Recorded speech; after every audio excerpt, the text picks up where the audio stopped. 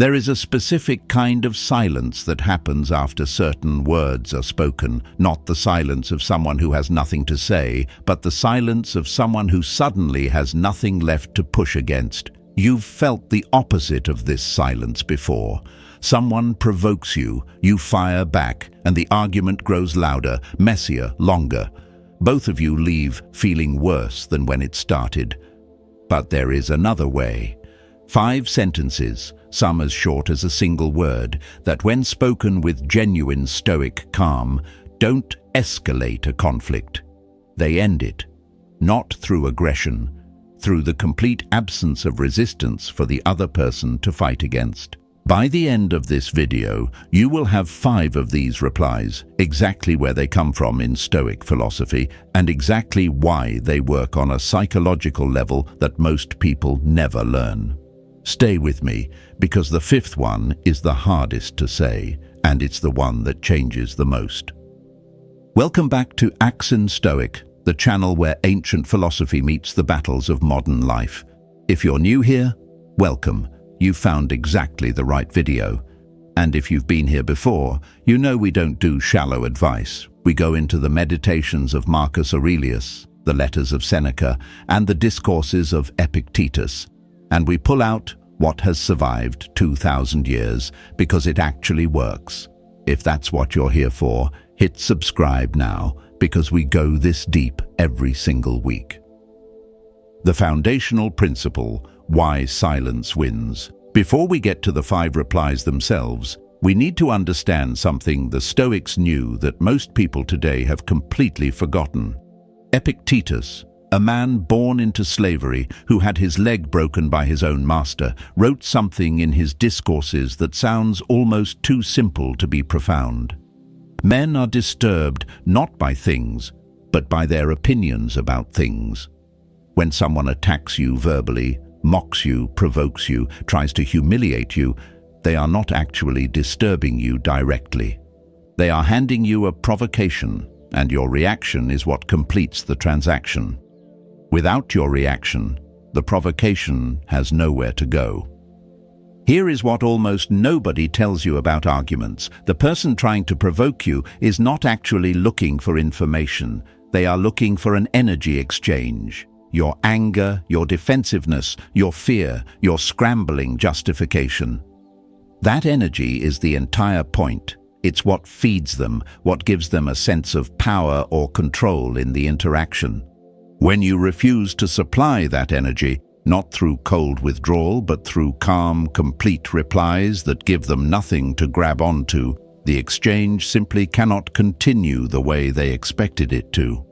Marcus Aurelius, Emperor of Rome, faced this constantly. Senators baited him, rivals tested him publicly, and the historical record shows the same pattern again and again. He paused, he measured his words, and very often he said remarkably little. The ancients called this quality megalopsychia, greatness of soul, identified specifically with the capacity to remain unmoved when everyone around you expects movement. The 5 replies in this video are built entirely on this principle. They are not comebacks. They are not designed to win. They are designed to remove the fuel from a fire that was never yours to keep burning in the first place. There's a useful way to picture this before we go further. Imagine every provocation as a rope someone is holding out to you, inviting you to grab the other end and start pulling. The moment you grab it, a tug of war begins, and tug of war, by its very nature, requires 2 people pulling in opposite directions to continue at all. Refuse the rope, calmly, without drama, without visible effort, and there is no tug of war left to have. This is not the same as walking away, ignoring someone, or refusing to engage entirely. All 5 of the replies you're about to learn involve speaking. They involve acknowledging the other person directly. What they do not involve is picking up the rope. Reply 1. Okay. We begin with the simplest word in the English language and also the most disarming. Think about the last time someone tried to provoke an argument with you, a criticism, an insult, a challenge. Your instinct was almost certainly to explain, defend, or push back. Now imagine, instead, responding with a single calm word. Okay. Notice what this does. It does not agree with them. It does not disagree with them. It does not escalate, and it does not retreat. It simply, completely declines to enter the fight they were expecting. Seneca wrote to his friend Lucilius that most conflicts are kept alive not by the original disagreement, but by each party's need to have the last word. Okay removes the last word from the equation entirely, because it isn't trying to be the last word. It's trying to be the closing of a door that never needed to open.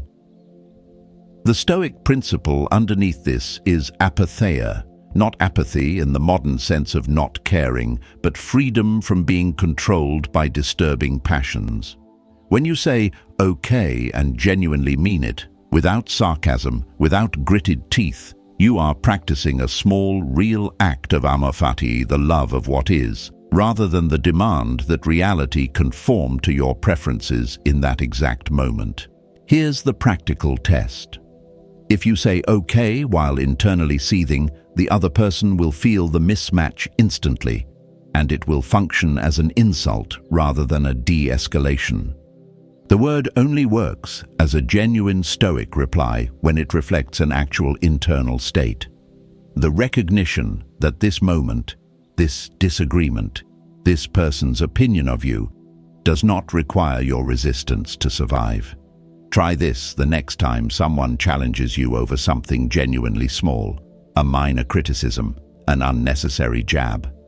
Say, okay, mean it, and watch how quickly the exchange runs out of oxygen. Picture a common scenario. A family member comments, unprompted, that you're making a mistake with a decision that's entirely yours to make. A career move, a purchase, how you're spending a weekend. The old pattern is to justify yourself, to explain the reasoning behind your choice in detail, hoping that enough explanation will finally earn their approval. Notice what actually happens when you do this. You've handed them the role of judge and yourself the role of defendant in a case that was never theirs to preside over. Now picture the alternative. They voice the criticism. You say simply, okay, not cold, not clipped, genuinely at peace. There is nothing left to argue with because you never stepped into the courtroom they were trying to build. This is not about ignoring people who love you.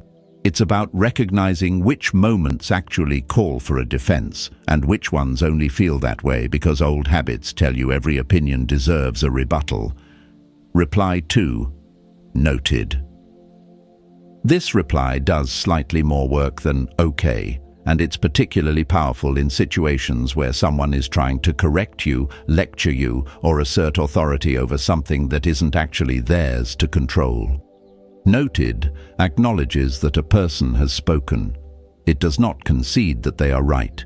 It does not promise you will act on what they said.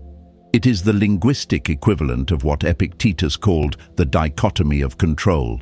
Some things are within our power, and some things are not. Whether you incorporate someone's opinion into your future decisions is entirely within your power. Whether you argue with them about it right now in this moment is not something that has to happen at all. There's a quiet story about Cato the Younger, deeply shaped by Stoic thought, enduring relentless political attacks in the Roman Senate. He rarely engaged point by point with every accusation thrown at him. He acknowledged what needed acknowledging and continued exactly as he had planned to continue. His composure, historians recorded, unsettled his opponents far more than any counter-argument could have. They wanted a reaction. He gave them information receipt instead. Noted works especially well against people who are trying to establish dominance through unsolicited correction, the co-worker who didn't need to weigh in, the relative who has an opinion about a decision that isn't theirs to make. It says, clearly and calmly, I have registered what you said. That registration is complete. Nothing further is required from me right now. The trap to avoid here is using noted as a weapon, a curt, cold dismissal meant to wound. That is not the Stoic version. The Stoic version is genuinely neutral, almost administrative in tone, because the goal is not to hurt the other person. It's to close the loop without opening a new one. Consider the difference between two internal states that could both produce the same single word. In the first, you say, "noted," while your mind is already composing 3 counter-arguments, waiting for the chance to unload them the moment you sense an opening. That is not Stoic composure. That is suppressed aggression wearing a calm mask, and people can feel the difference even when they can't name it. In the second, you say, "noted," because you have genuinely, internally already made peace with the fact that this particular piece of unsolicited feedback does not require a rebuttal from you right now, today, in this exact exchange. The words are identical. The internal reality behind them is not, and that internal reality is the entire difference between a Stoic reply and a passive-aggressive one. If this is landing for you, drop a comment below and tell me, what's a situation in your life right now where "noted" would be the perfect response, if only you gave yourself permission to use it? I read every comment on this channel. Reply 3. If you say so. This one requires a bit more nuance because, said the wrong way, it sounds sarcastic.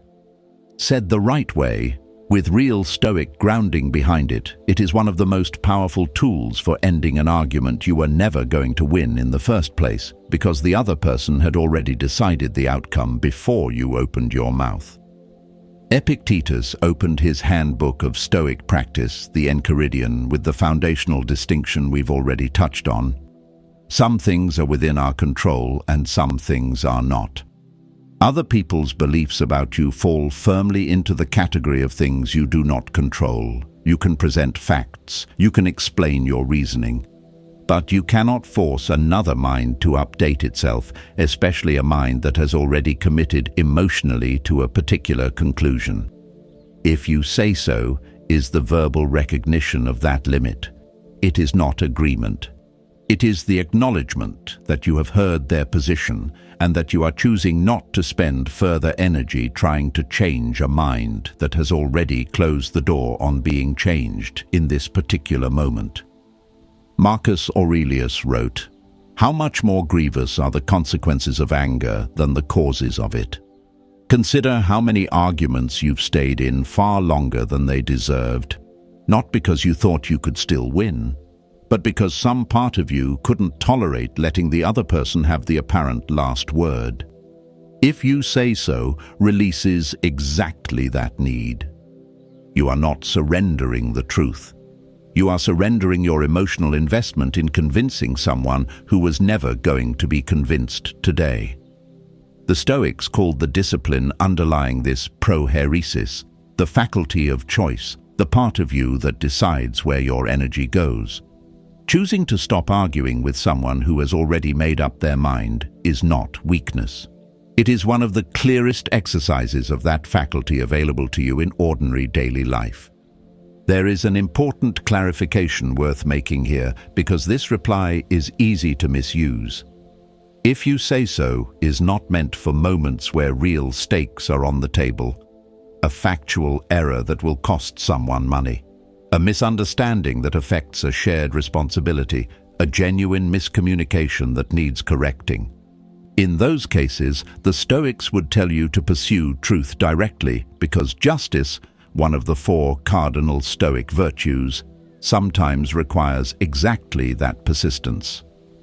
"If you say so" is reserved for the far more common category of disagreement, the opinion that doesn't actually change anything, the judgment about you personally that the other person has already emotionally committed to, the argument that exists purely to be won rather than to arrive anywhere useful.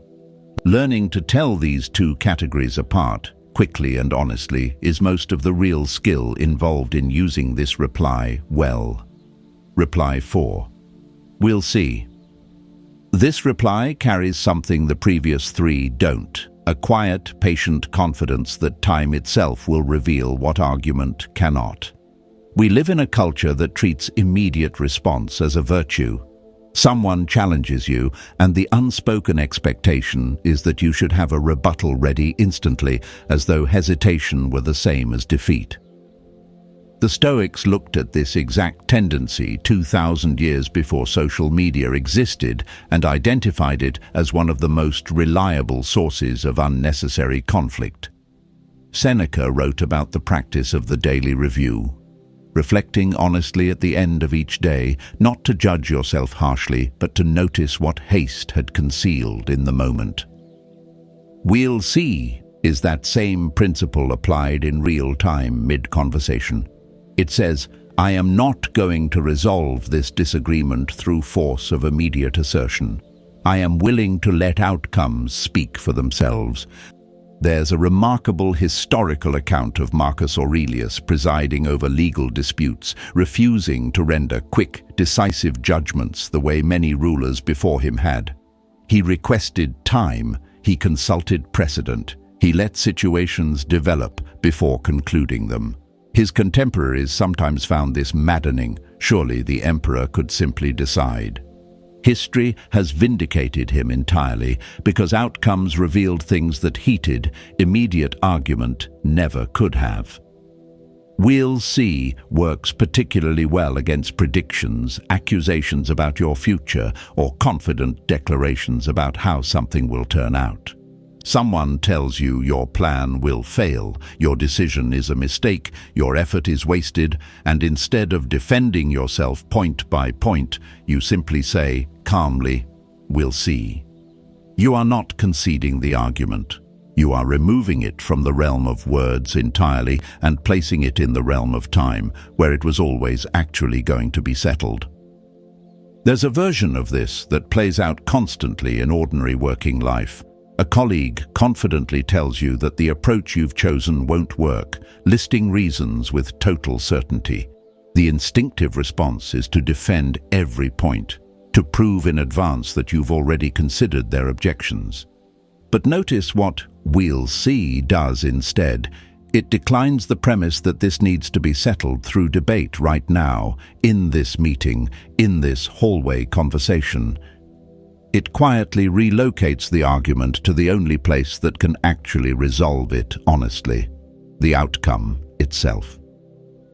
Marcus Aurelius operated an empire this way for nearly 2 decades, trusting that sound judgment, patiently applied, would be vindicated by events far more convincingly than any argument delivered in the heat of the moment. Reply 5. You might be right. We've arrived at the hardest one, and I want to be honest with you about why, because this is the reply that requires the most genuine philosophical work to say without it being a performance. Zeno of Citium, the founder of Stoicism, taught that the highest expression of reason in dialogue was not winning an argument. It was arriving at truth, regardless of whose position that truth happened to validate.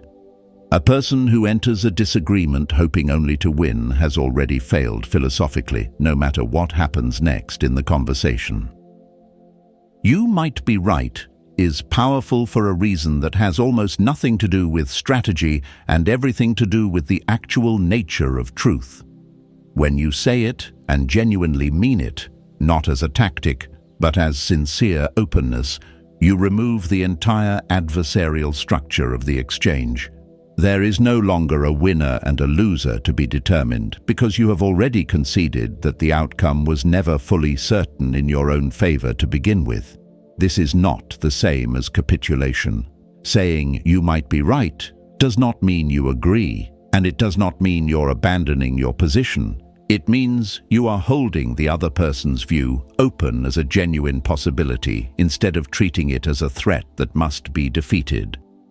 Seneca wrote that the first step toward becoming good is wanting to be good. The parallel here is simple. The first step in having a real exchange with someone is wanting to be changed by it, at least in principle, rather than entering already fully decided.